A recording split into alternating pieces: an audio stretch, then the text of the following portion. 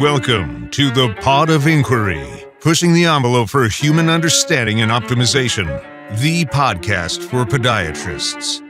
The Pod of Inquiry is designed to empower you with knowledge. What happens from there is up to you. Your host, Dr. Stephen Barrett, has designed this show to take you down some very deep rabbit holes, hopefully bringing you back out again, relatively unscathed, but cerebrally whipped, enabling a better understanding of all things worthy of inquiry. If you have more questions after the show, then that is good. The new discovery today many times was the new discovery 50 years ago, only to be suppressed or plainly ignored. Medicine and surgery can sometimes take a long while to get their paradigm shifted. We hope to have a lot of fun on this show and maybe destroy some ridiculous dogma along the journey. Thanks for joining the show today. Let's start spelunking.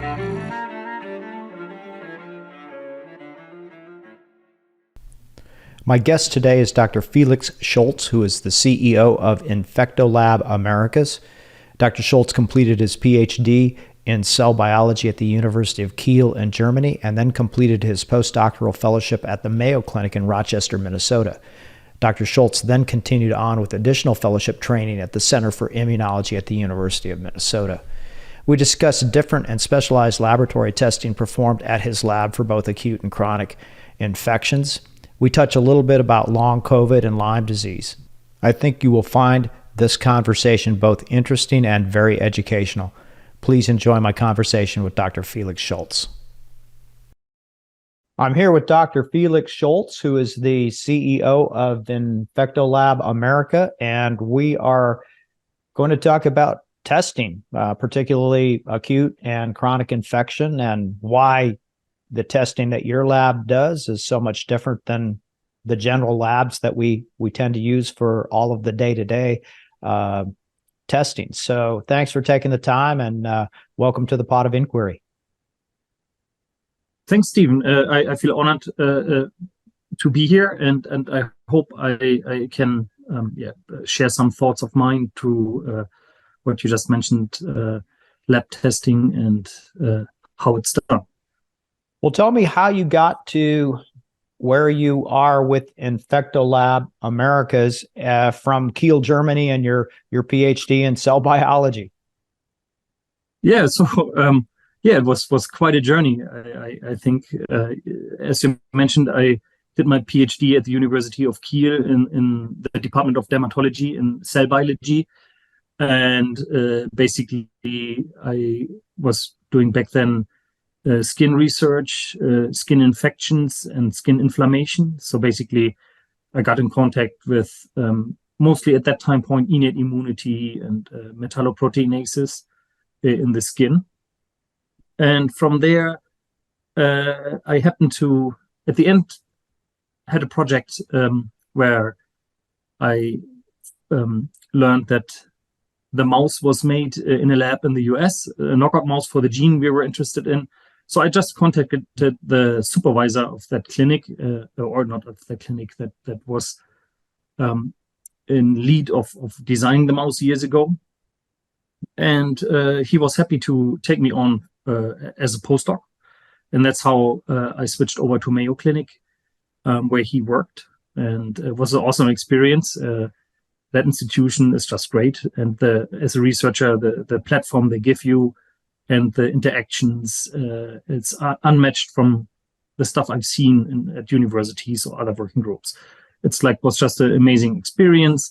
And from there, I switched to the Center of Immunology at the University of Minnesota in Minneapolis. And that was also a very great experience. And there where I switched from innate skin immunology into adaptive skin immunology. So basically, I ended up in a working group where we looked at Langerhans cells, and I did some basic research on Langerhans cells, the interaction in bacterial infection, and also some microbiome research. And after that, I finished my postdoc there. I started working in a small lab in Wisconsin. They looked for scientists to develop immunological lab testing. And that's where I got my feet wet in assay development, if you so will. So we worked on ELI spots, T cell assays, on flow cytometer assays for allergies, and what else did we do? Some ELISAs where we had unique antigens for serology. So that was what I did there for 3 years, roughly, or 3.5 years. And then got the opportunity and met the founder of Infectolab-Americas, Dr. Carsten Nikolaus, who had at that time point a tick-borne disease clinic in Augsburg near Munich. And he had a lab in Germany as well. And he wanted to build a lab that matches the portfolio of his lab in Germany, in the US. So we met randomly at a conference and kept in contact. And at some point, we decided to team up and build a lab in Oakdale, Minnesota. So is he still got a lab going on in Germany then as well? Somewhat. Okay. He has, he works with the lab in Ulm, I believe. Okay. And then, so go ahead. I'm sorry to interrupt. I wanted to ask you a question about this special mouse that you mentioned, but go ahead and finish your. Oh, okay. Sure. Yeah. Go ahead. Yeah. Just. Well, what is the question there? Well, the question was, so they made this mouse kind of like a human. Is that from a genetic standpoint? No. It was a knockout mouse. They knocked out a gene called IEX1, which is an immediate early gene that is involved in early inflammatory processes, like in innate immunity. And so that's why I started working with that. So in basic science, there is a lot of usage of knockout mice, meaning people that want to find out a function of a gene can design a mouse where that gene is missing. And then they can do experiments and see what is the function of that gene. And that was the point of that mouse. And so that's what we worked with. Well, I came to know about you guys through the world of Lyme and the testing that you do for that. So before we get into anything specific about Lyme, can you just tell the audience about some of the different testing that you all do? And it's my understanding that you all are very, very specialized, and there's really some tests that you do that you really can't get very, very many other places. Yeah, so our main specialty is the ELI spot. That is a technique where you can stimulate a patient's blood with specific antigens for a specific disease. And the beauty of that test is if a patient is currently fighting that infection, you will see the Th1 T cells, the fighters that are specific for that disease. And with the ELI spot technique, you kind of activate these cells in vitro, if you so will. But if they are present in a patient, you will see the response, and you can enumerate the amount of antigen-specific T cells for that very antigen that you use. So basically, you get a feeling for if a patient has a disease, and secondly, also you can get a feeling how bad it is, or during treatment, if you check in again with this type of testing, how good did the patient improve, or is it towards clearance? Because these Th1 T cells that we measure in this assay, once an infection is cleared, they're not going to be made again, right? Okay. Because they require antigen or the pathogen being present in the body to be made in the lymph node. And so that's why after a few weeks, after a disease is cleared, the T cells are gone. Okay, so there's other T cells that will be still around, but we don't measure them. So you're able to kind of get a grasp of how well the intervention is going in that particular patient based on the amount of these specific T cells. Correct, and so you can also different diseases. You can follow flare-ups, like for example, Epstein-Barr virus. There's lytic antigens for the lytic form. If somebody has a reactivation, you find the T cells against that if there's an actual reactivation present. And if somebody has no reactivation, you don't find these T cells, then you may find the one against the latent variant. So you can really see where a patient is at with chronic illnesses or with illnesses that are dragging on and hard to treat. So you can follow during treatment course the ups and downs. Basically, you can say with these type of testing, you ask the immune system, hey, do you see this disease? And how bad it is, do you think right now? Okay. Right. And the immune system will answer. It's like if it thinks it's bad, you find a lot of T cells. If it thinks it gets better, the T cells go away because, if things get better, the immune system shuts off the fighting and the inflammation, and then the Th1 T cells, the fighters, go away because it doesn't seem necessary anymore to fight, which obviously is then sometimes in tricky diseases like Lyme disease, the disconnect, right?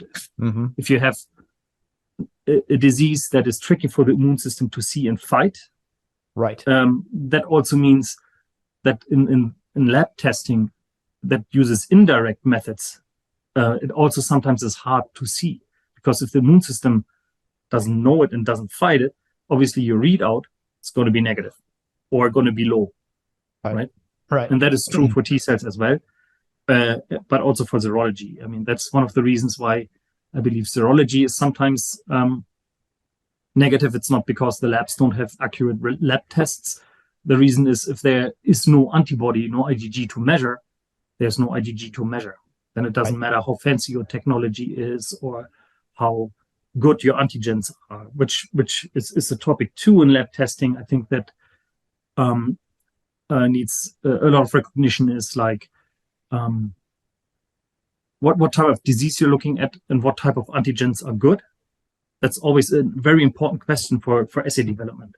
Like if you have, let's say, a good antigen that is very specific for a disease, but it only is present in 20% of infected people, then, for example, that antigen is not really a good choice. But if you now have an antigen that maybe is present in 80% of diseased people, or the response, like the antibodies or the T cells, then you have a good antigen. And then you can move forward with the validation and establish that test, if that makes sense. So. Oh, it does make sense. I mean, this is it's such a deep subject, and, you really have to be very well versed in immunology, and, the average practitioner really doesn't probably spend that much time in immunology. And I think that leads to some of the confusion. I know that we've seen a lot of reactivated Epstein-Barr in the last several years. So I think that has some relationship to the COVID and that process. And, so you'll get differing opinions. Like you may get a high level of antibodies against Epstein-Barr, but then some practitioners will say, well, that's just there. It's not indicative of a true reactivation. What's your thought processes on that, and maybe how to differentiate that and get a better insight? So first, it's published what you mentioned, that in certain people that have EBV, or also other EBV, Epstein-Barr belongs to the herpes virus family, right? Like cytomegalovirus, HHV1/2, HHV6. So these viruses, if a human picks them up because they're DNA integrated viruses and infect certain cells, we have them for life. And then in COVID, it may happen that the immune system basically loses control of these chronic viruses and they get reactivated. And usually these viruses are, especially EBVs, a very good recognized virus by the immune system. So you don't have basically humans that don't recognize it. So you will find, as you said, antibodies against it. And if you have a reactivation for the early antigens or the lytic antigens, the titers will get skyrocketing high, right? So, but in this case, you don't have an impairment of the humoral response, meaning you will produce good plasma cells that are B cells, and their job is to produce IgG, right? Mm-hmm. So if you have them, they can be long-lived. Long-lived plasma cells is what they are called, and then you will find high antibody titers for a long time, months or years.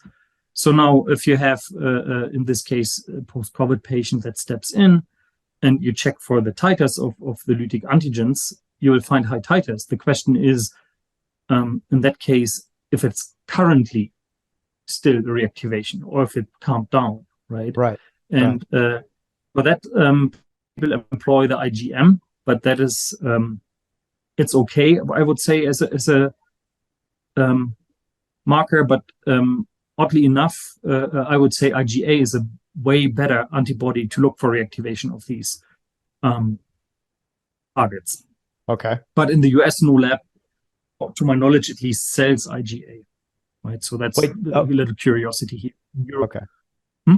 Well, explain that a little bit more. Unpack that just a little bit for me so that I can understand that. Okay. Yeah. So IgA is usually a dominant antibody that you find on mucosal surfaces. Okay. Okay. Yep. And that makes sense. So IgA comes in two forms. One basically is just like, you can think of it, it builds like a fisher net. Okay. And it doesn't go to any cell signaling if it's in the mucosa, because there's also no cells that are there that could possibly do anything, because these cells are in the human body, not in the mucosa. So it's just like a fisher net, and it binds what it is specific for, and then it just neutralizes it or washes it out. Like in the gut, you have high levels of IgA, and you just, you poop it out. Okay. Right. So that's the point of that. So you could say it's like a little bit a bouncer. Okay. Right. The thing is that the B cells that produce IgA are usually not long lived. Okay. So once an infection is over, the IgA levels will plummet for that species. All right. Right. So that's also one of the things why people that had COVID can get COVID so easy again. Is because after a few months, the IgA in the oral mucosa is gone. Right. And then COVID infects the first line of cells, right? So you get a infection because the IgG that is still maybe still be there in the blood is in the blood. It's not in the mucosa. So that's why that is an issue, right? So now with EBV, you have the same thing. If you get a reactivation, IgA will be pumped up and then it goes away. So that would be a suitable marker to check for reactivation, but it's not available on the US market. But in comes what we do, the T cells, right? Okay. So T cells, as I mentioned earlier, are made if antigen is present in a lymph node. Okay. Right? So that's a requirement. All right. Especially for the Th1 T cells. Okay. So now we have a reactivation, new antigen, new EBV viral capsid is made, new antigens arise in the lymph node. Very good immune inducer. You find in a short amount of time, boatload of T cells against the lytic antigens. And we can check for that by stimulating. And they also go away after a resolution. Okay. So now you can have the scenario that somebody had a reactivation, let's say 6 months ago. You run the lytic EBV IgG assay, and you find high levels. Okay. Because it's very fresh, right? Just got a booster, if you so will, the IgG response. And but if you run the T cells, they may be low or negative. Okay. Depending on where in the timeline you are of resolution. Right. So then you will know that, okay, this patient has these symptoms that may be EBV reactivation, but you don't see the T cells, hence you know, okay, it's not. It's something else. I need to look further. And so if you have a proper reactivation, okay. Let me interrupt you just for a second. So the T cells, like you mentioned, are temporal. They go away after the body responds to it after a period of time. So you're not going to see that elevation. Let's say they had an Epstein-Barr reactivation, and then 6 months down the line, that drops. That is that the antigen-specific Th1 T cells. Okay. Right? Okay. So what also is generated is memory T cells, but they are in the tissue. Okay. So the tissue-resident memory T cells, and in the way we run the ELISpot, we don't see those cells. So that's why with the ELISpot, if it's done in this way, how we do it, we only see currently active Th1 T cells. Okay. And not memory T cells. Okay. Okay. So that's why we can differentiate between, like, we cannot see a past infection. Okay. We can see only what's currently seen by the immune system.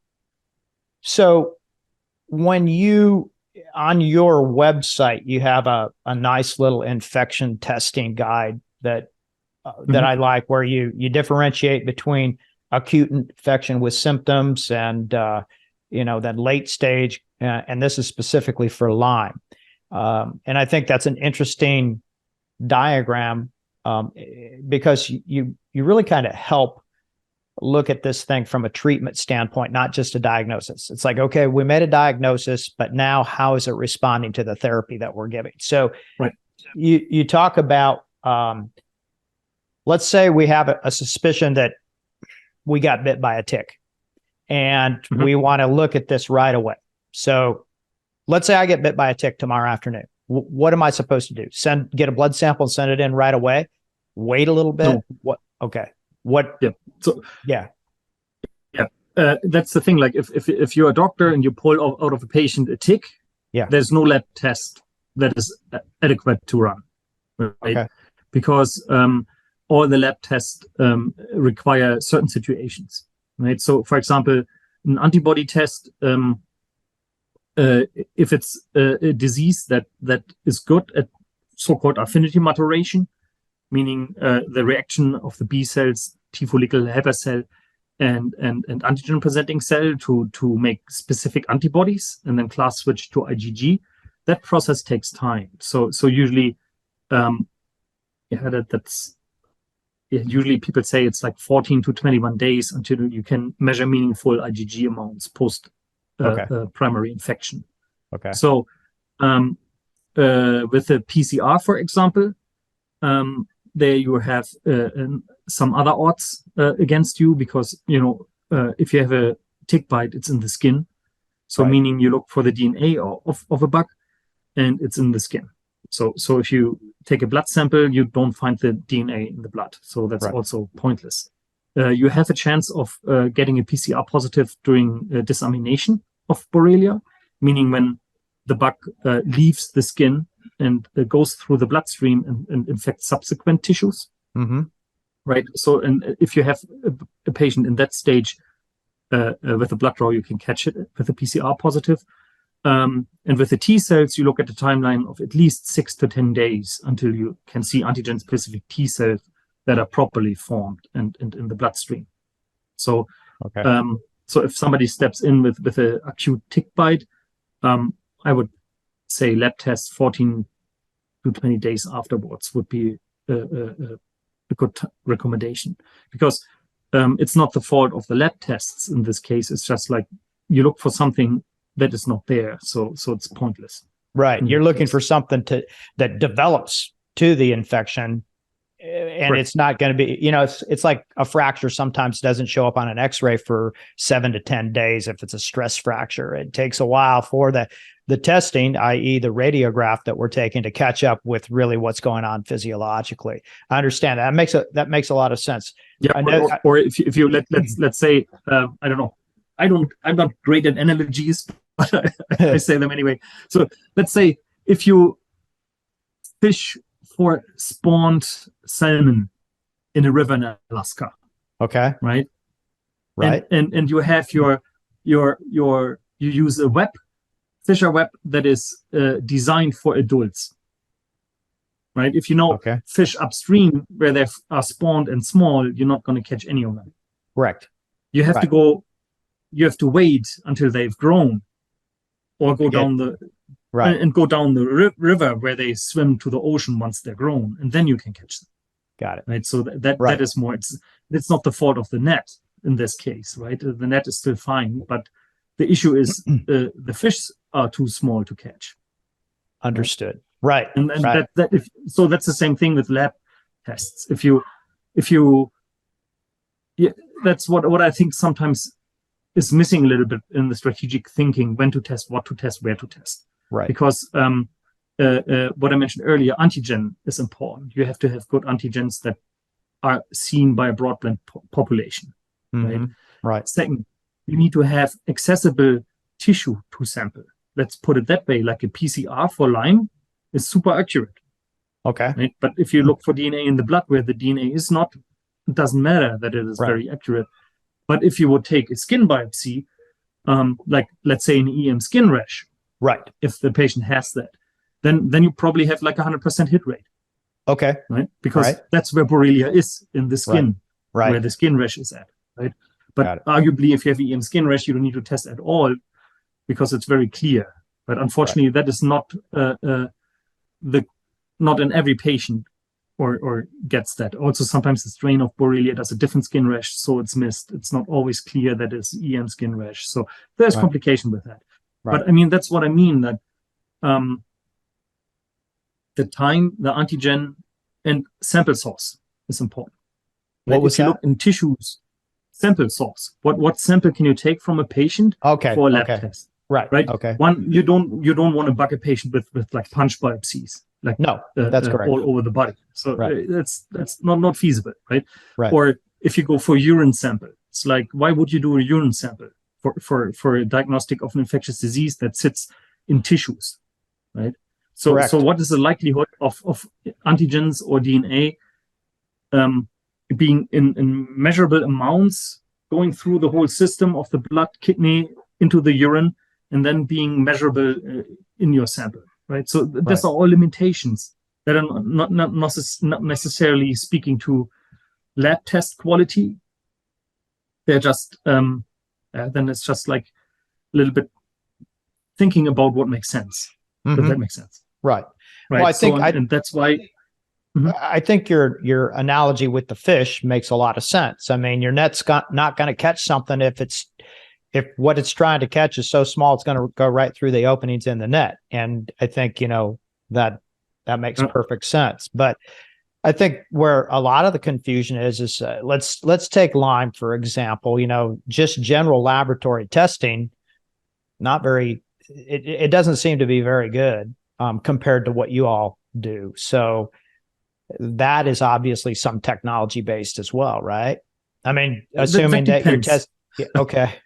All right. Well, expand on that. Yes. So I think for serology, for example, there's options out there, right? You can get different types of options, and then it really depends how good the lab is in regards of what I just mentioned with antigen sourcing. Like, because just you have an antigen doesn't mean it works. You can have cross-reactivity, pull out wrong antibodies, and right. You can be also over-diagnosing, right? If you have the wrong antigens. So that is one thing. That's where I think for serology, the quality lies. Then there's publications that actually are not that shabby, that actually show why antibody testing is often not successful. Before we continue with this great discussion, I just want to take a quick break to acknowledge this week's sponsor. Several years ago, I chose Alpinion as my ultrasound brand of choice after years of experience and research into ultrasound imaging. In fact, I have 2 of their machines.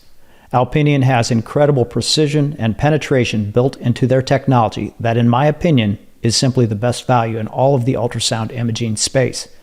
They have several price points to meet your needs, and I can tell you definitively that you'll end up having to pay double to achieve the equivalent imaging quality from other top brands. That doesn't even account for the unlimited software updates and remote tech support included with no monthly fees. Right now, to show their appreciation for the listeners of the Pod of Inquiry, they're offering an incredible discount. Their portable i7 retails for $21,000. But you can get it discounted at most medical meetings for $19,000. But my listeners will get it discounted to $15,900. This has never been offered anywhere for the new portable system with the engine of a console system. Use code SBPOI to take advantage of this incredible offer. You won't be disappointed with Alpinion. I sure haven't been. The best described serology test is the C6 peptide. That is a fragment or an antigen that is in the VLSE gene. And there was a publication by Liz Horn in January 2020, where she checked all different types of serology that are available, plus PCR, I think, in that paper, in 3 different types of Lyme patients. people that had the EM skin rash smaller than 5 centimeters, patients that had EM skin rash bigger than 5 centimeters, and patients that were diagnosed on symptoms and didn't have an EM skin rash. Okay. And the 6 peptide was the best of those, but it only hit 50% of the infected people. Right. So the point is that it's not a bad technique.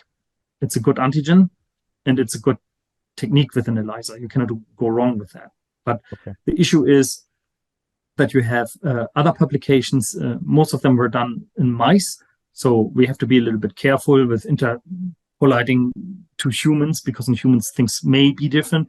But in mice, there's some nice B-cell studies that show that Borrelia does two things which dampen the IgG response.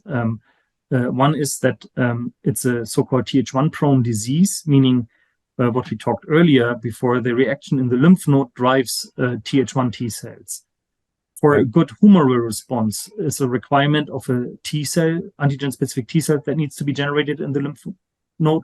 That is the T follicular helper cell, because that builds a triage with the antigen-presenting cell and the B cell, and basically educates the B cell when it comes with a new made antibody and says, hey, it's good enough, it's not good enough, you can do better. And then that cycle repeats until there's like a high affinity antibody, and then that B cell does what's called class switch and starts producing as a plasma cell, either short-lived or long-lived plasma cell, antibodies. Okay. So and if you don't have sufficient amount of T follicular helper cells, this response is dampened, and can mean, as an outcome, mean multiple things. One, you don't have as precise antibodies, or you don't have sufficient amount of antibodies, and often you don't get long-lived plasma cells, meaning you get a shorter antibody response. Okay. So people can see that when they do Western blot, for example, with patients, you can see that in the first round of testing, like maybe 2 bands show up. And then half a year later, they check again, 2 different bands show up. So that would be an indicator that the first contact with the bug wasn't sufficient to introduce against the first 2 antigens a long-lived plasma cell response, because the B cells stopped producing it, or at least not in sufficient amount that it could be detected in a Western blot, right? Right. So and that is not necessarily issues that is physiological issues of the infection, right? That's not necessarily a lab issue.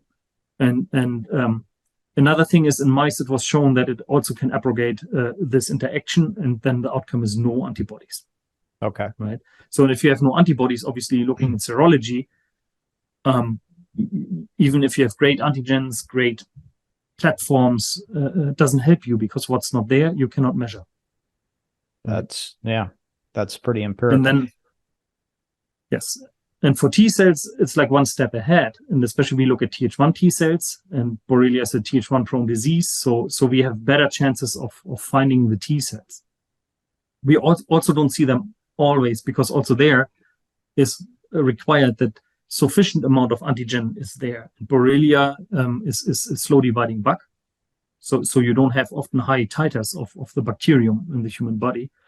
And if that is the case, also our T cell test can be negative, right? Because if there's no antigen in the lymph node, we don't find T cells. That happens. So Borrelia is kind of it's a tough bug, because it can, manifest in different, cystic form in the cell wall, these different, if it's sequestered quite a bit, obviously, I would think that there wouldn't be as much of a T cell response, because there's nothing there for it to get excited about. And that's the same for antibodies. And in that case, you also cannot measure the DNA, because the DNA is not in sufficient amounts in the bloodstream. So there's no lab test that can pick that up. Right. The only valid lab test would be like taking a punch biopsy if you know where the bug is at. Right. Then you can do a stain, like a histology stain, or you can do a PCR from the tissue. But obviously, I would argue probably no physician will know where to get the punch biopsy in that case, right? So well, that's most the of the downside people, there. most of the people don't. A lot of them don't even know that they were necessarily bitten by something until they become sick down the line. That it's like, they've been out in the woods working and doing all this stuff, and it's just, they're not even cognizant that they have been bitten. And all of a sudden they wake up one day and they can barely move because they've had so much chronic fatigue and that type of thing. So it's interesting. So how do you recommend people get a hold of, if they're interested in this testing, where would they go? To your website, start to engage with you so that they can get the testing? Tell the folks how they can get to you and that type of thing. And I'll put it in the show notes as well. Yeah, so easiest is we have a contact form on our webpage where people can inquire, ask questions. And we have a very efficient team, so you will get an answer probably within a day. Mm-hmm. And physicians can just sign up, create an account, and order test kits. Yeah, and what we usually do is we offer usually, once a doctor has the first lab test, we offer like a consult or a training. So where I sit, like similar format like we do actually right now, like where I just hang out and talk and explain things. And I always find it very interesting if there's like other lab tests in addition for a patient, because again, you learn a lot from different angles, right? So I think testing serology and T cells together makes complete sense to me, right? Because it's a hard to diagnose disease, and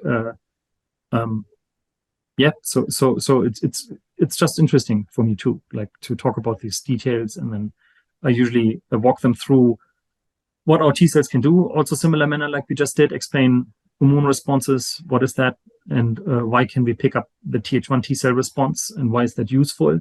And also like explain why is, for example, Epstein-Barr, it's like a no-brainer, because Epstein-Barr is just a great immune inducer, and no question asked, you will find T cells if something is going on, while in Borrelia is a more tricky case where you can, as I just mentioned, also have a negative result.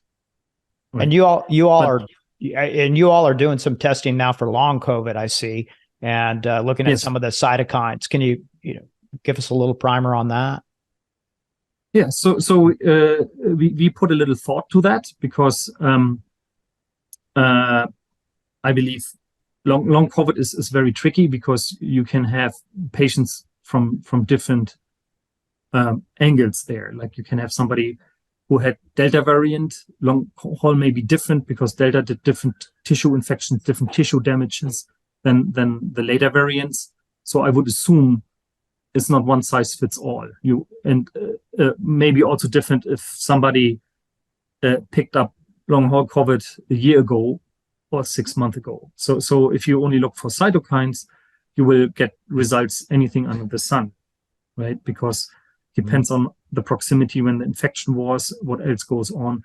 So we thought, how can we at least aid somewhat with that? And the angle that we picked up is we have these great T cell testing for the herpes viruses like EBV and CMV. And we combine that with cherry-picked cytokines, because I believe if you check 17 cytokines, it's like you get a forest. Patient A, this is up, this is down, this is whatever. Right. Probably hell of a confusing. So we picked 3 cytokines that are, according to publications, we can differentiate between different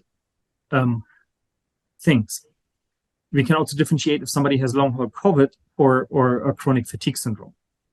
Okay. So we picked cortisol as a blood marker, because cortisol in long haul Lyme often is up.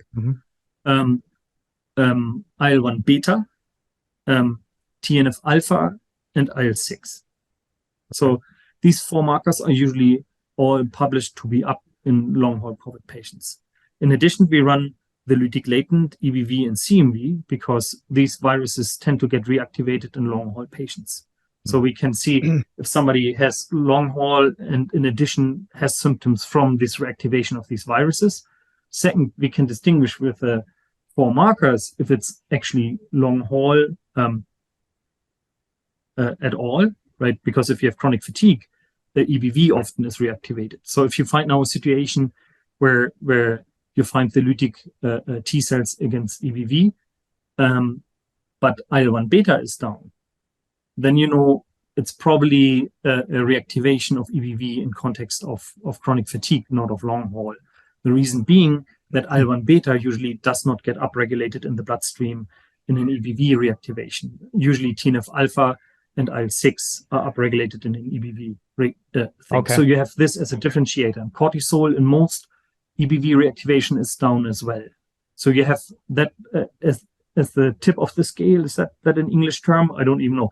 But right. So you can utilize cortisol and IL-1 beta as a differentiator in this case. And then you can also have the situation where you have long haul, so the cytokines are up, cortisol is up, but EBV and CMV are silent. So you will know, in this case, you don't need to treat with antivirals or whatever doctors do. Right. So you get actually a lot of more specific information. Actually, we try, because I have the feeling, also back in science, when you do an experiment, the more specific and concise your question, and the more specific you look, more specific is your answer. Because if you test everything under the sun, you just get confused. At least my experience. So to go back there, you've looked at 3 or 4 of these markers that are pretty consistent with the long haul COVID. And then within those 3 or 4 markers, based on how they come out, you're able to differentiate between, let's say, just reactivated Epstein-Barr versus long haul COVID. Did I understand that correctly? That's the idea. Okay. Oh, yes, that's very interesting. Correctly. That's the idea. Yeah. That's because very the interesting. symptoms are often overlapping, right? So yeah, right. Well, and I think that's why I think it's the same thing with Lyme, right? Because it has so many co-infections with it. Right. You wanted to talk a little bit about Lyme before we got on the recording. You wanted to, we had mentioned talking about a little bit about Lyme. Do you want to expand on that just a little bit? I don't know. I think in regards of lab testing, I think we touched on different lab tests that are out there and also ours. And I guess I would just point out, as I mentioned, just a minute ago, I think it's useful to do serology and T cells in conjunction.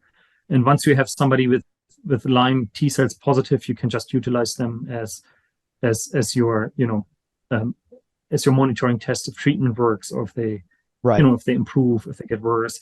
And I don't know if you mind, I actually can share some slides of a little study we did. So this is a little study we did with 2 of our healthcare practitioners here, actually in Minnesota, where we ran 50 Lyme diagnosed patients based on symptoms and checked in with them during treatment. So this just shows you the performance of our 2 antigen mixes that we use for our T-cell testing, the B31 antigen mix and the OSP mix. These are non-Lyme people out of endemic regions, also mostly Minnesota. Okay. So you can see we barely get a T-cell response, maybe 1 or 2 show some T-cells. And here you see in the cohort of the infected patients that have Lyme, you see that the B31 antigen mix and the OSP mix both detected, and they have a different mean. I expressed it in antigen-specific Th1 T cells per million PBMCs. So when you see here, the B31 antigen mix, we're around 20 antigen-specific Th1 T cells, and here OSP in this case at 28. If you go now further, you see here, this is the pre-treatment cohort. It's the same 50 patients pre and post-treatment. And here you see, again, stratification, that we see different amount of T cells based on the patient. We also see for some antigen mixes, as I mentioned earlier, negatives. So if you go down here, you see there are some patients that did not mount a Th1 immune response against the antigens that we use. Right. I mean, there's also still the possibility that there's antigens that your immune system responds to that is not in the mix. It's also valid, right? But in our antigen mixes, we have a good chance of hitting them and seeing them. then you see just the post-treatment, you see that most of the patients had a reduction. And you see for the B31 mix that goes from like roughly 44 antigen-specific Th1 T cells per 1 million PBMCs goes down to 13, and the OSP mix goes from 29 down to 12. And if you pass the data out differently, because then you see that in the treated cohort, we saw reduction in 86% of the people against the B31 mix, and 82% showed a reduction against the OSP mix. So that's the majority of patients that got treated that showed a reduction in antigen-specific T cells. But obviously, you also can see, which I think it's Lyme, right, that not everybody responded. Right. So we see here, we have 16% and here 18% of people that had post-treatment either the same amount of antigen-specific T cells or increased amount, right? Right. And so that's why I think that's why I like this graph, because that passes down each spot as one patient and the amount of reduction from their first measurement, pre-treatment and post-measurement. So basically the percentage of reduction in antigen-specific T cells. And you can see, like, you have some people that barely responded to treatment, and then you have some people that actually responded with clearance in the time frame. Very interesting. Now, the issue is obviously it was more like a retrospective study. So we looked at these data after the fact, and the patients got retested in time frames between 3 months and a year. So that's a little bit like the pitfall of this data. So these ones could be just 3 months in treatment, while these ones were a year in treatment. Right? We don't know that. Understood. But in general, I think it's very, very fair and real world data. Right? It's not like brushed up or anything. So we see, like, you can see what you would expect with a difficult disease like that. You see like a really different outcomes for different people. Right. But in general, we found roughly a reduction of 70% of spots. So, and that I find actually is fairly cool data. It is. Shows, the usefulness of monitoring with T cells. Right. And again, like for the other diseases and antigens, things look usually way better than with Lyme. Right. Because the other diseases don't have these, what we touched on, the physiological challenges for the immune system, right? Right. Like EBV, the immune system cannot clear it, but if it's there, it can fight it, right? Right. And it always does. And we always see in response, and that really well in EBV, it's like this test is used in EBV in diagnosis since like over 30 years, like with the very same antigens that we use. So it's not like mystery, novel, or right. I think it's very cool stuff. And it's interesting that it's, I think, a little bit underutilized in the US, that it's not like out there, because we're the only US-based lab that has this type of portfolio for T-cell testing. There's no other. We have, I think, 17, 18 different diseases where we can do this for. Wow. That's very interesting. Felix, I really want to thank you for taking the time. It's always great to chat with you and learn. I mean, your knowledge is so deep in this. I just hope to capture a few little of the top layers and, assimilate more as we go on. But thank you very much. And I think that, if anybody out there in the audience is, suspecting some type of chronic infection like Lyme or Lyme and co-infections, that you guys are definitely the lab that you would want to go to. And I really did enjoy your consultation with me on our first patient last week. I thought it was very informative. So thanks so much, and look forward to working with you more in the future. Yes, thank you so much. Appreciate it. And thanks for having me. You're welcome. Well, folks, if you are over 40 and you are not using a supplement to augment nitric oxide production, you should really think that. This molecule is absolutely imperative to health, not to mention its cardio protection. If you have any question on nitric oxide, I suggest that you go back and listen to the Pod of Inquiry, Season 1, Episode 3, for my conversation with one of the world's experts, Dr. Nathan Bryan. I never miss a day of nitric oxide supplementation. That's how important I believe it is. Long overdue, there is now a nitric oxide replenishment formula without the fear of oxalates. Approved Medical Solutions does not use beets, spinach, or arginine. Approved Medical Solutions is proud to offer our audience their oxalate-free nitric oxide formula. If you are not a healthcare provider, you can still get started by going to approvedmedicalsolutions.com and use the code SBarrett, all lowercase, at checkout, and you will receive a 10% medical discount savings. For licensed practitioners, go to approvedmedicalsolutions.com and register. They have unique bundles for all of the full-fledged spelunkers of the Pod of Inquiry. Use Pod of Inquiry at checkout after registration, and I'm certain you will be pleased not only for yourself, but all of your patients. Here's a little secret. If you order their testing strips and test every patient for a few clinic days, you will see every one of those patients will be nitric oxide deficient. When they see this result, they will want you to start them up immediately. Now, thanks to Approved Medical Solutions, you can give them the best care without the worry of oxalates. We hope you all enjoyed today's show and got some truly empowering knowledge out of it. You can always follow up on anything we talked about in the show notes, found at our website, podofinquiry.com. If this incredible and educational conversation has tickled just a little bit of your cortex, please leave us a review and spread the message to your friends and colleagues. Let's keep spelunking. This podcast is designed for informational purposes only and does not constitute any medical or surgical consulting advice or imply a development of any physician-patient relationship. The opinions of guests who are featured on the show are not necessarily the opinions of Dr. Barrett or the production team. This podcast is owned solely by Barrett Medical and Surgical Media, LLC. While the show is highly oriented for physicians and healthcare providers, anyone interested in the improvement of human performance and understanding will find this a welcome goblet to sip from, or guzzle. However, no representation or warranties are made in any way whatsoever on this podcast for any products, techniques, or other things discussed. Invited guests are not vetted by the Pod of Inquiry for their qualifications and may have a direct or indirect financial interest in what they present and discuss on the show. The Pod of Inquiry disclaims any responsibility from anything taken from the show and used personally or professionally.